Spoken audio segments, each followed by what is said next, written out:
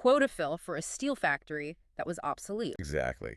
And the result wasn't a slow fade, it was a cliff. That's the part the source really emphasizes. The USSR didn't decline gracefully over 50 years. It shattered. It shattered. Why the shatter? Why not just a slow recession? Because the currency gave out. The ruble became worthless overnight. Because it turned out it wasn't backed by a productive future, it was backed by the debts of the past. Mhm. When the system is entirely focused on maintenance and milking, there's no resilience.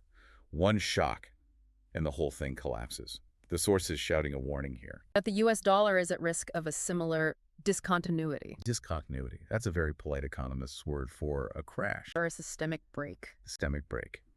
If the market realizes that the dollar is just a coupon for a debt that can never be paid, coupled with an industrial base that has forgotten how to build, the value collapses.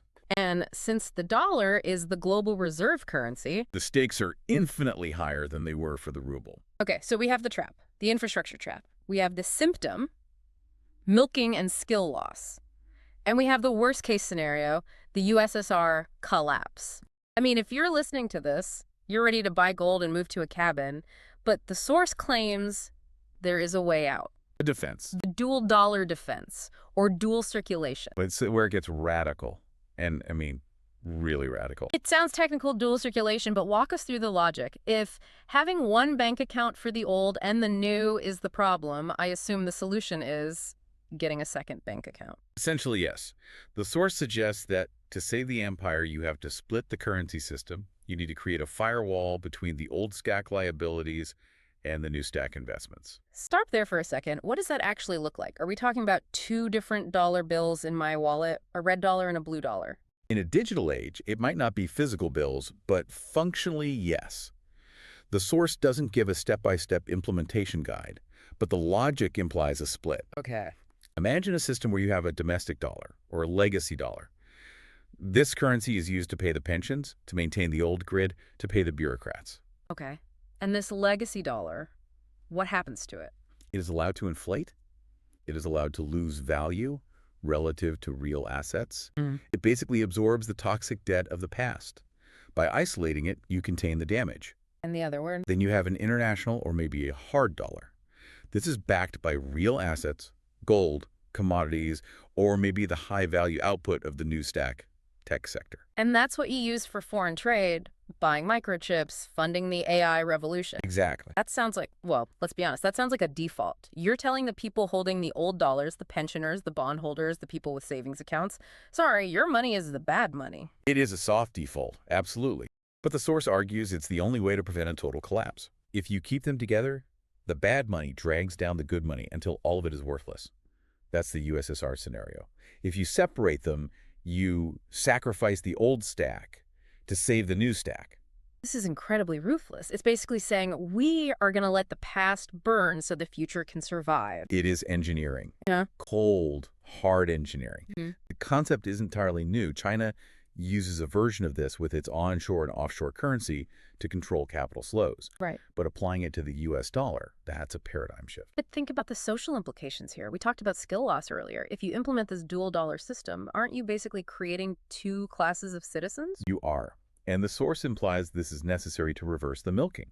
How so? Think about the incentives again. If the milking jobs, the bureaucracy, the compliance, the legacy maintenance are paid in the bad currency that buys less and less every year, and the building jobs, innovation, engineering, manufacturing are paid in the good currency, you violently shift the incentives. Wow. So you force the talent to move. You make it economically painful to stay in the old stack. Exactly. You stop subsidizing the skill loss. You say, if you want to preserve your purchasing power, you have to go where the value is being created. It's a way to shock the labor market back into productivity. It's a carrot and stick, but the stick is inflation and the carrot is a stable currency. And for the geopolitical strategist writing this, that's a feature, not a bug. It solves the Imperial Overstretch by cutting off the dead weight. You let the old stack inflate away so the new stack can breathe. Yes. But let's play devil's advocate. The U.S. is a democracy. The USSR was not. Can you imagine a president going on TV and saying, "Good news, everyone, we're splitting the dollar. Grandma's pension is now in legacy dollars, which are worth 30% less." But don't worry, the AI researchers in Silicon Valley are getting prime dollars. Yeah. There would be riots. There would be Immense political friction. That's the biggest counter-argument.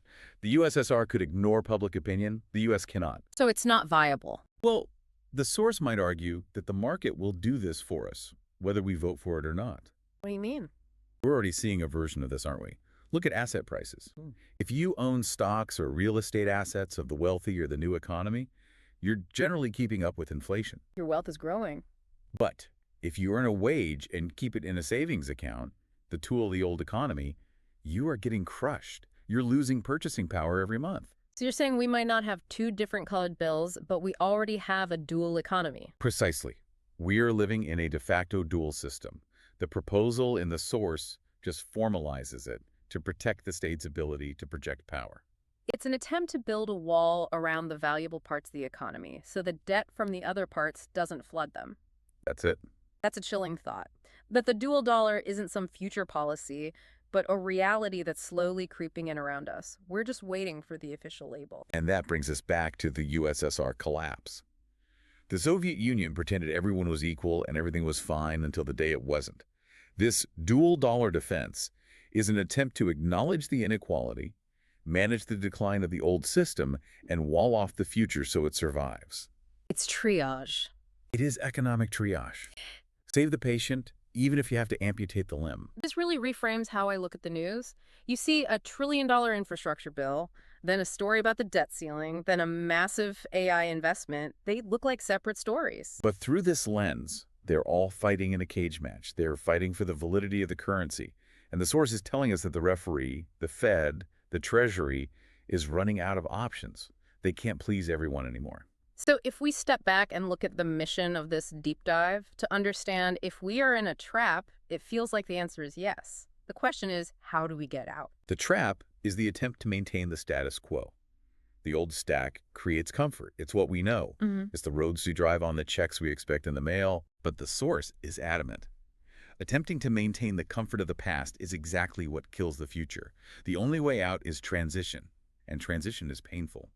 Whether that transition is a dual dollar or something else, the friction is coming. The friction is here, we just haven't admitted it yet. This is a lot to process, but I think it's crucial for you to understand this concept of dual circulation, even if it never officially happens. It explains the pressure we all feel in the economy. It explains why working hard in the old system doesn't feel like it pays off anymore. Yeah. Because the macro tide is going out on that entire era. It's not just you, it's the stack you're standing on. Exactly. As we wrap up, I want to leave you with one final thought.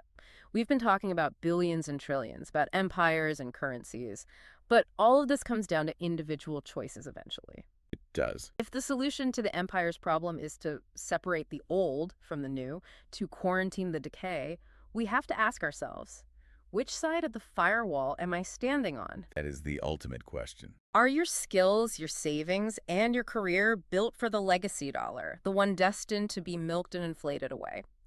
Or are you positioning yourself for the new dollar? Because if this source is right, the government isn't going to save both. You might have to choose. A heavy thought, but a necessary one. Thanks for diving deep with us. We'll catch you on the next one.